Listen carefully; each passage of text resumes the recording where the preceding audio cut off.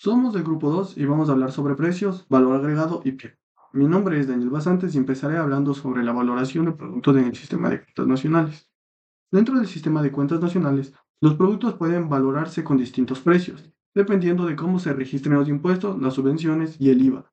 Por eso, es importante distinguir entre impuestos sobre los productos que se pagan por unidad producida y otros impuestos sobre la producción que gravan al productor pero no al producto.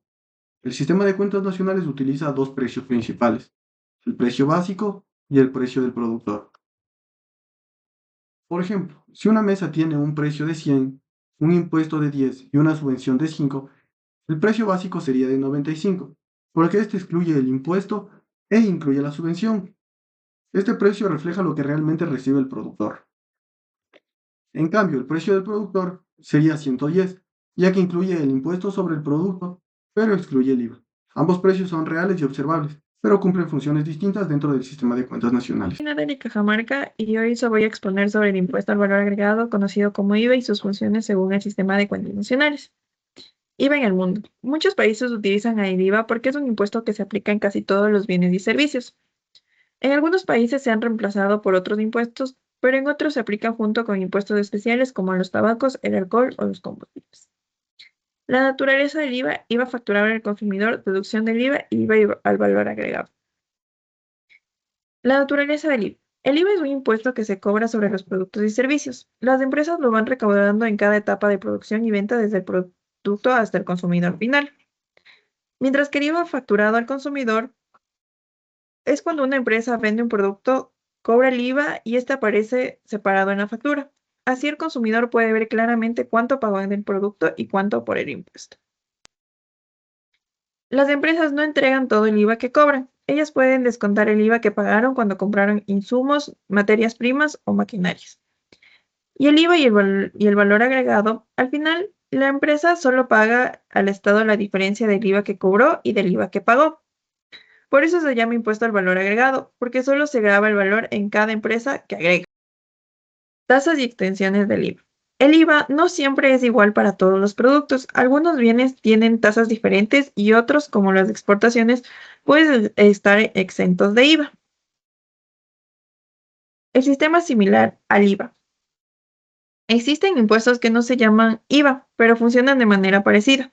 Dentro del sistema de cuentas nacionales, estos impuestos también se consideran IVA si son deducibles. Ahora voy a explicar tres conceptos importantes relacionados al IVA: el IVA facturable, el IVA deducible y el IVA no deducible. El IVA facturado es el IVA facturado, es el impuesto que el producto cobra cuando vende un bien o servicio. Este monto aparece claramente en la factura. Mientras que el IVA deducible es el que pagan las empresas cuando compran bienes o servicios para sus actividades. Este IVA se puede restar de los impuestos que debe pagar al Estado.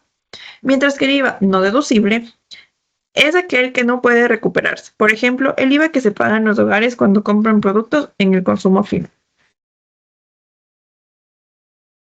Mi nombre es Nicole Chango Luisa y yo les voy a hablar acerca del registro neto y bruto del IVA. El sistema de registro bruto. Aquí todas las transacciones se registran incluyendo el monto del IVA facturado. El comprador vende y registra al mismo precio. No diferencia si el IVA es o no deducible para el comprador en el momento inicial. El mayor de los problemas es que ha demostrado ser difícil implementar en la práctica contable de las empresas. Las empresas en la práctica registran ventas y compras excluyendo el IVA deducible. Este sistema registra el IVA como una deuda ficticia, pues gran parte del IVA facturado por una empresa es en realidad deducible y nunca pagado por el fisco al fisco por ella misma. Esto provoca que se distorsione el monto real del impuesto pagado por la empresa y por eso muchos países lo han abandonado. Ahora, el registro neto. El sistema de cuentas nacionales exige el uso de este registro, ya que tiene un mayor reflejo económico.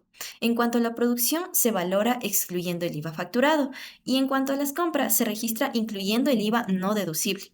El IVA lo paga el consumidor final. En este sistema, el IVA se registra como pagadero por los compradores, que no pueden deducirlo. Y en el desafío neto, pues se registran precios diferentes para la misma transacción, es decir, que el productor registra el precio sin el IVA y el comprador lo registra con el IVA no deducible.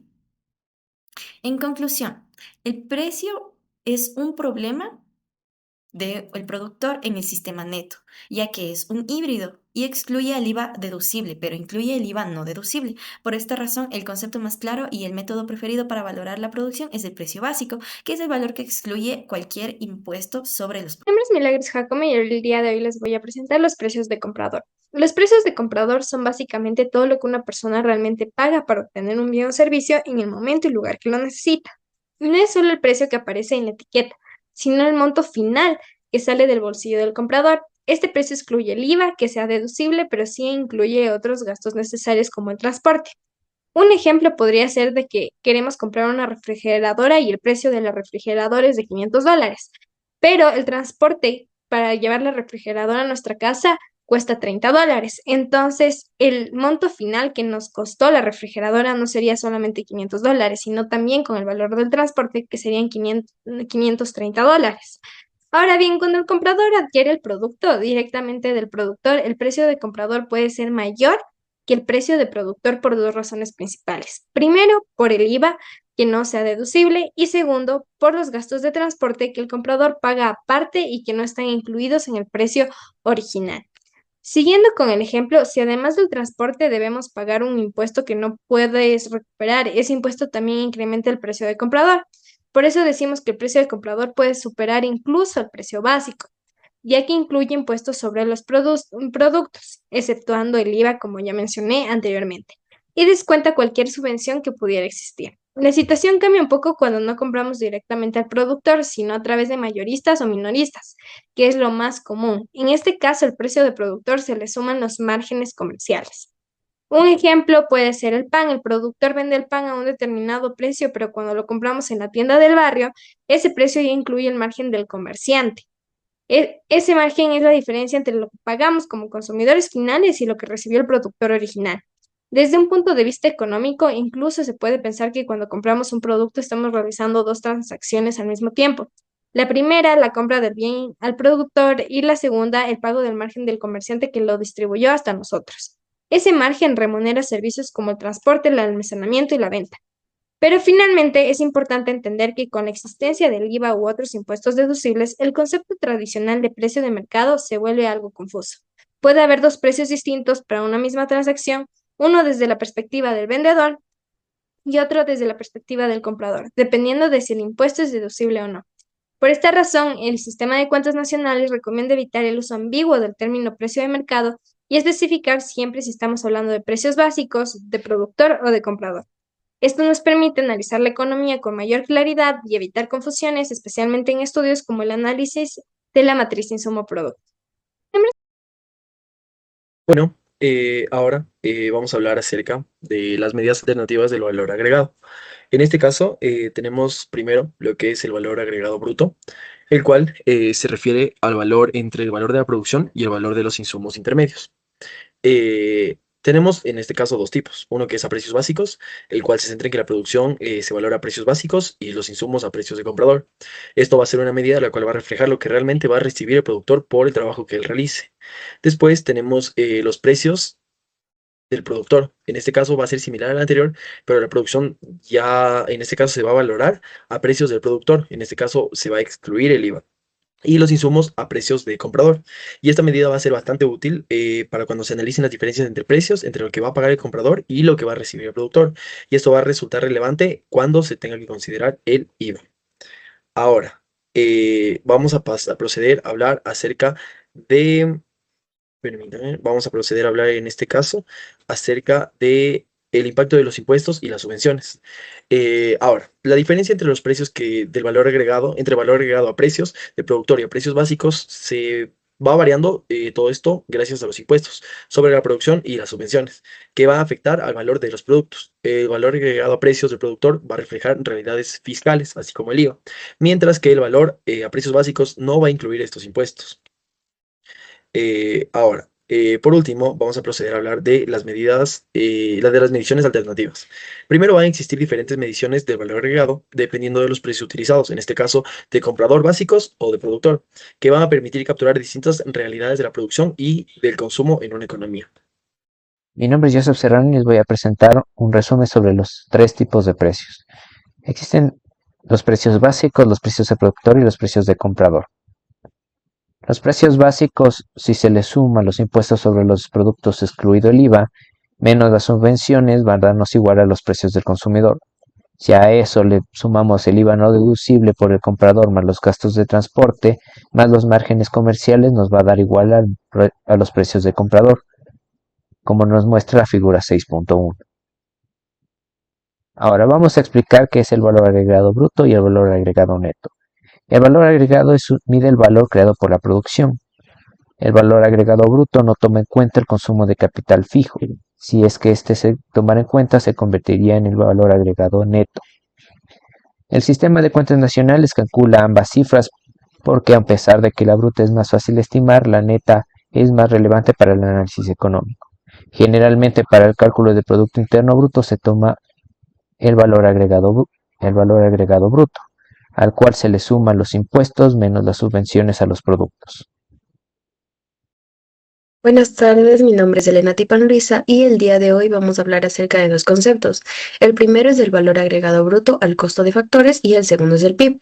Primero, comenzando con el valor agregado bruto al costo de factores, se puede decir que a pesar de su nombre, este no es una medida de producción del sistema de cuentas nacionales. Es por definición una medida de ingreso y su propósito fundamental es mostrar cómo se distribuye la riqueza generada. También aquí se presenta el monto neto que queda de la actividad económica, disponible exclusivamente para remunerar los factores productivos, el trabajo y el capital. Así que para obtenerlo, ahí está la formulita, partimos del valor agregado a precios básicos y aplicamos el ajuste. Con este ajuste nos referimos a que implica restar los otros impuestos sobre la producción, los OIP, y sumar las subvenciones. Estos OIP son impuestos sobre los factores mismos, como el impuesto sobre nómina y no sobre el producto final. La limitación conceptual es que reside en que no podemos obtener esta cifra directamente a través de precios de mercado. Siguiendo con el Producto Interno Bruto, el PIB, diremos que esta visión interna nos conecta con... esta visión interna de lo que fue el valor agregado bruto al costo de factores nos conecta con el PIB, que es un indicador macroeconómico más relevante. El PIB mide el valor agregado total de la economía y, según el sistema de cuentas nacionales, debe ser una identidad triple, es decir, que el resultado es idéntico si se calcula a través de la producción, el ingreso o el gasto.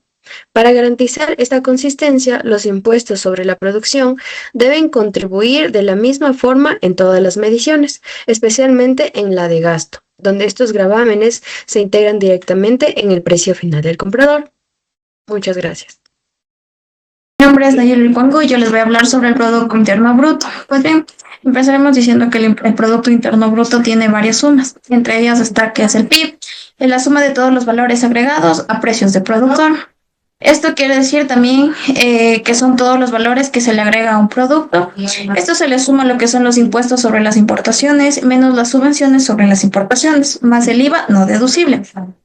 Como segunda suma tenemos lo que es el PIB, también que es la suma de los valores agregados a precios básicos, más todos los impuestos sobre los productos, menos todas las subvenciones sobre los productos.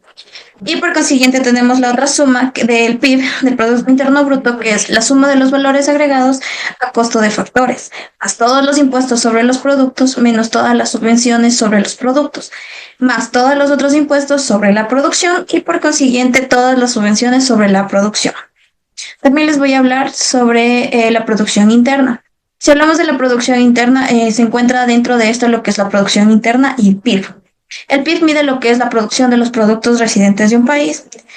Por otro lado, no toda la producción hecha dentro del territorio cuenta en el PIB, ni toda la producción del PIB se hace dentro del país. Si un productor residente trabaja en el extranjero, esa producción cuenta como exportaciones del país de origen. Por consiguiente, si un productor no residente produce dentro del país, esa producción no se incluye en el PIB dentro del país en el que se encuentra. Debido a todo esto, por eso es clave distinguir lo que son entre residentes y no residentes. Eso es todo. Muchas gracias.